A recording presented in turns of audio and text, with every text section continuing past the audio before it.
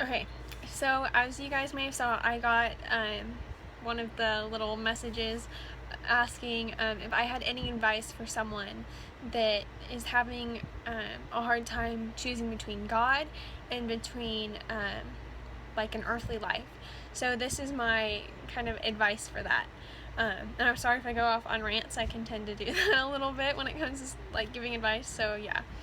Um, so um, choosing God. I mean, you can have a good life without God, but your life is going to be so much more fulfilling in ways that you can never even imagine, and your life is going to be so much more wonderfully beautiful because of all the things that He can bring.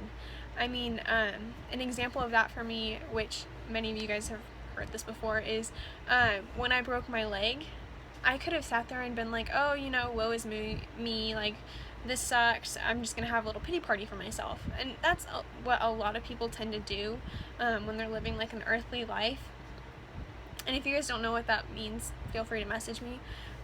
I'd be glad to explain it. But what I did was right there when I was laying on the ground, right after my horse fell on me, one of my best friends was holding my hand and I was just bawling. I was like, I just can't understand. And she's like, God has a plan. And right there I was like, okay, God, like, I don't know what your plan is, but I'm just putting my heart in your hands. And He took a situation and made it so beautiful in ways that, I mean, I would never even have imagined.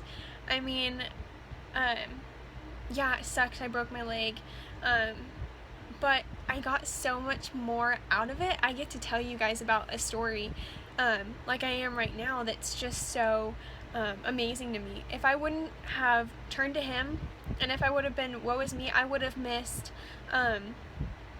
I wouldn't have been in the same mindset as I was at Nationals last year, to go out and tie for 13th with a broken leg, like 8 weeks after having surgery. 8 weeks is not a long time after having surgery or after breaking a bone, especially when it's the first bone that you've ever broken. And I wouldn't have received a saddle from such an amazing person and been able to experience that kind of sportsmanship that you don't really get to see in our world today. And then I wouldn't have been able to have the same joy that I did want to tie with that girl. I mean, you know who you are. A lot of people know who I'm talking about. But to tie for a state championship in the barrel racing with that girl.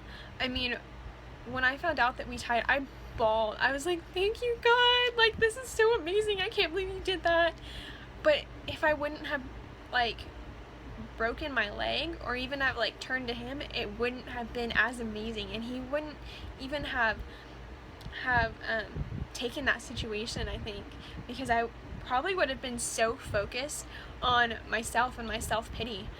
So yeah, that's kind of just a long example of how focusing on Him can make your life so much more fuller, and you see and experience things that you wouldn't have noticed before that just fill you up so much. For example, at Nationals this year, my mare wasn't, she just wasn't really feeling good. I've never had problems hauling her at all, but we got to Gillette and she just wasn't feeling it at all.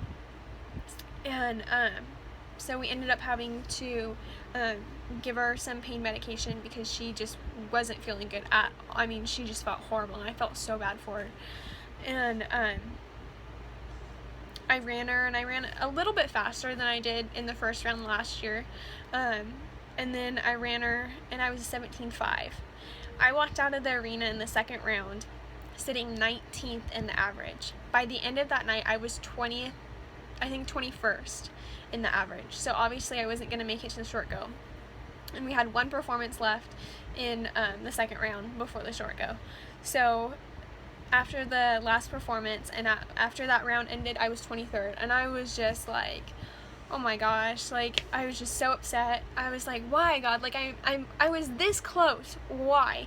I just don't understand. And this is a situation where I didn't turn to God, and I wish I would have, but this is a situation where He almost made me turn to him, or just kind of it felt like someone was knocking at my chest. There was a dance that night, and so I was like, you know what, I'm just gonna go have fun, I'm gonna forget about all of this, kind of turn towards like earthly things, but not, I mean, my version of like earthly things, which is a lot different from everyone else's. Anyway, so I just went dancing, and I was like, I just want to forget about everything. And as I was doing it, I felt like God kept like kind of knocking on my heart a little bit, saying, hey, I'm right here, like you're not paying attention to me, I'm right here. And I was like, gosh darn it, just go away. Like, I just want to dance and not think about this. I mean, it hurts. And so then the next day I was sitting watching the short go, and there was this girl that was sitting right next to me from Pennsylvania. I can't remember her name. She went to go push a calf for one of her friends named Madison, I believe.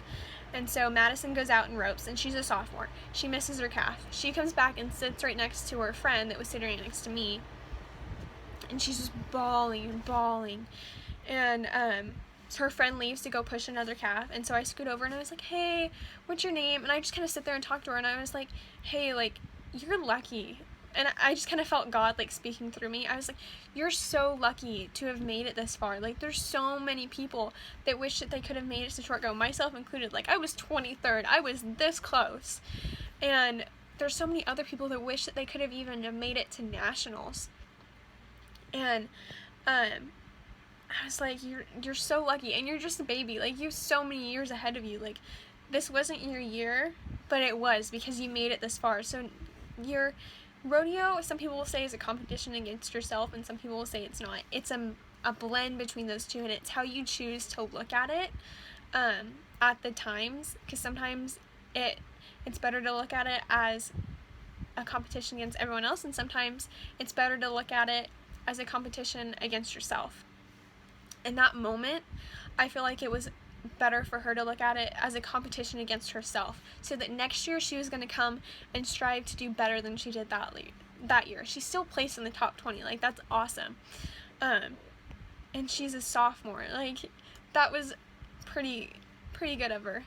And so I was like, just come back next year and like use this, but right now just feel thankful. And so I asked her, I was like, hey, are you Christian? And she's like, yeah. And I was like, can I pray for you? And so we just sat there and I prayed for her. And I honestly don't even remember what I said, but just sitting there the whole time, God was speaking through me, and I felt like he was telling me that stuff at the same time, where I was like, oh my gosh, you know, like, woe is me, I can't believe I just went out there and was this close and missed it. And he's like, hey, like, you're lucky to have made it this far. Anyway, I kind of went off on a long rant story again, but that's just another example of how, like, going towards him can kind of, like, I don't know, it just makes your life so much fuller. Like, I got fulfilled speaking that to her, having God speak that through me to her in ways I can't even explain. Like, it's a part of your soul that gets fulfilled that you can't find anywhere else on this earth. And it was fulfilling to know that I helped her, and it was fulfilling to know that that's what God was telling me too. And so yeah, those are kind of long examples of how he makes your life so much fuller and more beautiful. And if you want your life to be like that, then turn towards him. That's all I can say. Turn towards him, and you will always be surprised at what's next to come. Everyone kept telling me coming down here to school that they're like, oh, have you cried yet? Have you cried yet? Are you sad? And I'm like, yeah, I'm sad. Like, I'm leaving some people that I love with all my heart, and like a family. And but I got down here, and I should have been scared. Like, I should have been nervous a little bit to come down here. And as soon as I pulled in the driveway, I just felt this sense of peace over me. And I felt like God was just saying, hey, like, you're here for a purpose.